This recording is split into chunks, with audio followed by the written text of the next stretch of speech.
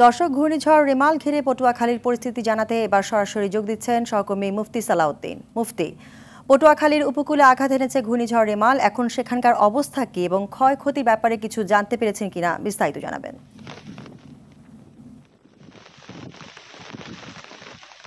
নাবিলা, আপনি যেমনটি জানেন যে আজকে ঘূর্ণিঝড় রেমালের যে আঘাতে পটুয়াখালীর উপকূলে রাত 10টা থেকে আঘাত এনেছে এবং সে থেকে এখন পর্যন্ত দমকা বাতাস বইছে এবং মাঝে মাঝে ভারী বৃষ্টি এবং কখনো মাঝারি ধরনের বৃষ্টি চলছে। এদিকে সকালের থেকে উপকূল এলাকায় জোয়ারের পানি বৃদ্ধি পেতে থাকে এবং এখনো জোয়ারের পানিতে উপকূলে বেশ নিম্নাঞ্চল প্লাবিত রয়েছে।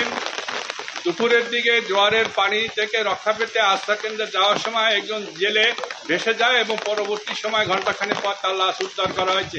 এদিকে উপকূলে যে 703টি আশ্রয় কেন্দ্র রয়েছে এবং 35টি মুজিব টিলা রয়েছে, সেই সমস্ত জায়গায় উপকূলের লোকজনকে জেলা প্রশাসন উপজেলা প্রশাসনের পক্ষ থেকে তাদেরকে সরিয়ে নেওয়া হচ্ছে। তবে এখন পর্যন্ত ক্ষয়ক্ষতির কোনো খবর পাওয়া যায় নাই। তবে জেলা প্রশাসন জানিয়েছেন তারা দুর্যোগ মোকাবেলার জন্য সর্বাত্মক প্রস্তুত রয়েছেন। নাবিলা, এই ছিল আমার কাছে সর্বশেষ সংবাদ। ধন্যবাদ মুফতি আপনাকে।